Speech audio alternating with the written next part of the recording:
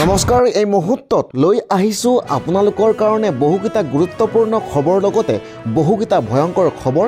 প্ৰতিটো খবৰে আপোনালোকে জনাটো অতিকৈ প্ৰয়োজনীয়। এই মুহূৰ্তত দিব বিচাৰিছোঁ প্ৰথমটো গুৰুত্বপূৰ্ণ খবৰ আপোনালোকৰ কাৰণে। ৰাজ্যৰ পূৰ্ণ পৰ্যায়ৰ দ্বিতীয় ৰাজধানী হ'ব ডিব্ৰুগড়। এই মুহূৰ্তত দিব বিচাৰিছোঁ প্ৰথমটো খবৰে গুৰুত্বপূৰ্ণ খবৰ। শীঘ্ৰে নিৰ্মাণ হ'ব নতুন বিধানসভা চৌহদ বিধায়ক আৱাস। ইতিমধ্যে আধাৰশিলা স্থাপন কৰিলে কেন্দ্ৰীয় গৃহমন্ত্ৰী অমিত শ্বাহে। আৰু ইয়াৰ লগতে 4টা প্ৰকল্পৰ আধাৰশিলাৰ লগতে এটা প্ৰকল্পৰ শোভা আৰম্ভণি কৰে অমিত শ্বাহে। খনিকৰ খেলপথাৰত বিশাল জনসভাৰ সম্বোধন অমিত শ্বাহৰ। দিবলৈছোঁ অন্য গুৰুত্বপূৰ্ণ খবৰ। নিপা ভাইৰাছক লৈ ভাৰতত স্বাস্থ্য বিভাগৰ নিৰ্দেশনা। জ্বৰ কাহ হ'লেই যাওক চিকিৎসকৰ কাষলৈ, জানি লওক নিপা ভাইৰাছৰ লক্ষণ। এই মুহূৰ্তত দিব বিচাৰিছোঁ এটা ভয়ংকৰ খবৰ। ভাৰতত ইতিমধ্যে ধৰা পৰিছে নিপা ভাইৰাছ। নিপা ভাইৰাছ আক্ৰান্ত দুজনক চিকিৎসালয়ত ভৰ্তি কৰা হৈছে। আক্ৰান্ত এগৰাকী মহিলাৰ অৱস্থা সংকটজনক আছে। ইতিমধ্যে 196গৰাকী লোকৰ স্বাস্থ্য পৰীক্ষা কৰিছে স্বাস্থ্য বিভাগৰ দলে। পশ্চিমবংগত ধৰা পৰিছে নিপা ভাইৰাছৰ অৱস্থিতি। নিপা ভাইৰাছৰ সংক্ৰমণ ধৰা পৰাৰ পিছতে তৎপৰ হৈ পৰিছে স্বাস্থ্য বিভাগ। Thailand, Hong Kong, Singapore, Indonesia, Vietnam আদি দেশসমূহত বিমানবন্দৰত সজাগ হৈছে স্বাস্থ্য বিভাগ। বিমান যাত্ৰীসকলৰ স্বাস্থ্য পৰীক্ষা অব্যাহত ৰাখিছে স্বাস্থ্য বিভাগে। ভাৰতত বৰ্তমান নিয়ন্ত্ৰণ আছে নিপা ভাইৰাছৰ সংক্ৰমণ, তথাপিও সকলোকে সজাগ হৈ থকাৰ আহ্বান স্বাস্থ্য বিভাগৰ। নিপাহত আক্ৰান্ত হোৱা ৰোগীৰ প্ৰাথমিক লক্ষণ তীব্ৰ জ্বৰ, মূৰ বিষ, ডিঙিৰ বিষ, পেশীৰ বিষ, বমি আৰু কাহ। ৰোগীয়ে হঠাৎ ভুগিবলগীয়া হয় শ্বাস প্ৰশ্বাসজনিত সমস্যা, এনকেফেলাইটিছ, মৃগী আদি ৰোগৰ লক্ষণ দেখা দিয়ে আক্ৰান্ত ৰোগীৰ শৰীৰত। বাদুলি, গাহৰি বা অন্যান্য জীৱ জন্তুৰ পৰা সহজতে সংক্ৰমিত হ'ব পাৰে এই ৰোগ। এনে লক্ষণ দেখা দিলেই লগে লগে চিকিৎসকৰ পৰামৰ্শ লোৱা আৰু সাৱধানতা অৱলম্বন কৰাটো অতি প্ৰয়োজনীয়। দিবলৈছোঁ অন্য গুৰুত্বপূৰ্ণ খবৰ। অসমৰ পৰা এটা বাংলাদেশী বিচাৰি বহিষ্কাৰ কৰা হ'ব। অবৈধ বাংলাদেশীক লৈ কঠোৰ গৃহমন্ত্ৰী অমিত শ্বাহ। এই মুহূৰ্তত জনাইছোঁ অবৈধ বাংলাদেশীসকল সাৱধান। অসমৰ পৰা এটা বাংলাদেশী বিচাৰি কৰা হ'ব বহিষ্কাৰ। অবৈধ বাংলাদেশীক সকীয়নি দি গৃহমন্ত্ৰী অমিত শ্বাহৰ ঘোষণা। 1,24,000 একৰ ভূমি বাংলাদেশীৰ পৰা মুক্ত কৰাৰ দায়িত্ব বিজেপিৰ। অসমৰ ভূমিৰ পৰা অবৈধ বাংলাদেশীক শেষ সকীয়নি দিলে গৃহমন্ত্ৰী অমিত শ্বাহে।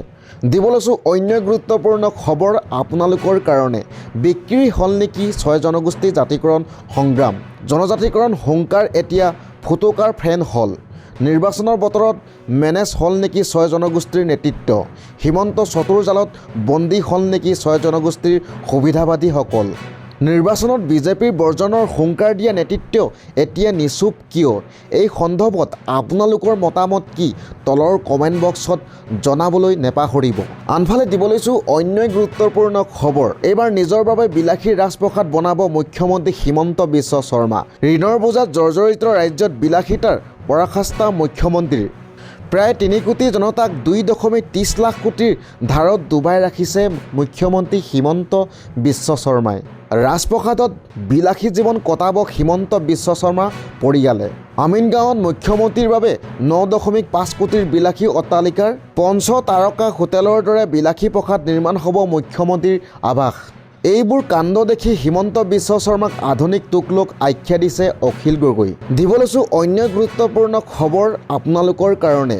যিকোনো মুহূৰ্তত ঘোষণা হ'ব নিৰ্বাচনৰ দিন, সাজু হৈছে নিৰ্বাচন আয়োগ। এই মুহূৰ্তত জনাইছোঁ ৰাজ্যত আৰম্ভ হ'ল নিৰ্বাচনী বতৰ। যিকোনো মুহূৰ্তত ঘোষণা হ'ব নিৰ্বাচনৰ দিন।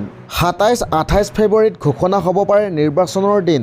নিৰ্বাচনৰ বাবে প্ৰতিটো ৰাজনৈতিক দলে আৰম্ভ কৰিলে কুচকাৱাজ।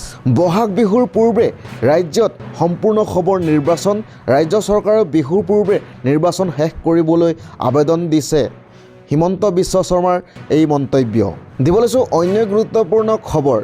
বিজেপিৰ অক্সিজেন মিয়াৰ অসমৰ একমাত্ৰ সমস্যা নেকি? বিজেপিৰ অক্সিজেনৰ দৰে হৈ পৰিছে মিয়া শব্দটো। মিয়া নহ'লে এতিয়া বিজেপি দলো নাথাকে, বিজেপি চৰকাৰো নাথাকে। 24 ঘণ্টাই মিয়াক লৈ ব্যস্ত হৈ থাকে মুখ্যমন্ত্ৰী হিমন্ত বিশ্ব শৰ্মা। মুখ্যমন্ত্ৰীৰ বিৰুদ্ধে সৰব নেমচুৰ সভাপতি বদৰুল ইছলাম। তেওঁ কয় যে মিয়াক তুচ্ছ তাচ্ছিল্য কৰিয়ে ৰাজনীতি কৰি আছে মুখ্যমন্ত্ৰীয়ে। বিধানসভাৰ পৰা গাঁও সভালৈ সকলোতে এতিয়া মিয়া মিয়া মিয়া মিয়া বিৰোধী মন্তব্য কৰি হিন্দু লোকৰ ভোট ল'ব বিচাৰিছে মুখ্যমন্ত্ৰীয়ে। সাম্প্ৰদায়িক ৰাজনীতি ত্যাগ কৰি মূলবোধৰ ৰাজনীতি কৰক মুখ্যমন্ত্ৰীয়ে। মিয়াৰ বাদে এতিয়া আন কোনো সমস্যা নাই নেকি অসমত? ধৰ্মনিৰপেক্ষ সংবিধানৰ শপত লৈ এটা বিশেষ সম্প্ৰদায়ক অত্যাচাৰ কিয়? বিজেপিৰ অক্সিজেনৰ দৰে হৈ পৰিছে মিয়া শব্দটো। মুখ্যমন্ত্ৰীৰ বিৰুদ্ধে সৰব নেমচুৰ সভাপতি বদৰুল ইছলাম। দিব লৈছোঁ অন্য গুৰুত্বপূৰ্ণ খবৰ আপোনালোকৰ কাৰণে। বিদ্যালয় ব্যাপক হাৰত ব্যাহত আছে পাঠদান। ৰাজ্যত বন্ধ হ'ল 10,000খন শিক্ষানুষ্ঠান এতিয়া। উদ্বিগ্ন ৰাজ্যৰ শিক্ষক সংগঠন এতিয়া। সজাগতা সৃষ্টিৰ বাবে শিক্ষা অভিৱৰ্তনৰ আয়োজন এতিয়া। বন্ধ হৈছে কমেও 10,000খন শিক্ষানুষ্ঠান। ইতিমধ্যে অভাৱনীয় হাৰত বৃদ্ধি হৈ শিক্ষক প্ৰশিক্ষণৰ ভৰ হৈছে। চৰকাৰী কৰ্মচাৰীয়ে একাকাৰ কৰি শিক্ষক সমাজক নিয়োগ অনাশৈক্ষিক কাৰ্যত কৰিছে। ইতিমধ্যে ৰাজ্যত প্ৰায় 10,000 বিদ্যালয় বন্ধ হৈ গৈছে আৰু এই বিদ্যালয়বোৰ বন্ধ হ'বলৈ যাওঁতে যিটো কথা কোৱা হৈছে সেইটো হ'ল শিক্ষাৰ্থীৰ অভাৱ। সকলক অৰুণোদয় আঁচনিৰ হিতাধিকাৰী নিৰ্বাচন কৰা, খেল মহাৰণৰ কামত ব্যৱহাৰ কৰা আদি ইত্যাদি 100 উবৰি কাম শিক্ষকসকলৰ ওপৰত জাপি দিয়া হয়। তাৰোপৰি শিক্ষকসকল যিবোৰ অনলাইনৰ কাম আছে এই অনলাইনৰ কামবোৰত অনবৰত ব্যস্ত হৈ থাকিব লগা হয়। এই বিষয়টো আমি বাৰম্বাৰ ৰাজ্য চৰকাৰক অনুৰোধ কৰাৰ পিছতো এতিয়ালৈকে দেখা গৈছে যে ৰাজ্য চৰকাৰে বিষয়টোত গুৰুত্ব দিয়া নাই। বৰঞ্চ বছৰে বছৰে অনাশৈক্ষিক আৰু পাঠ্যক্ৰম বহিৰ্ভূত কাম বৃদ্ধি হৈ গৈছে।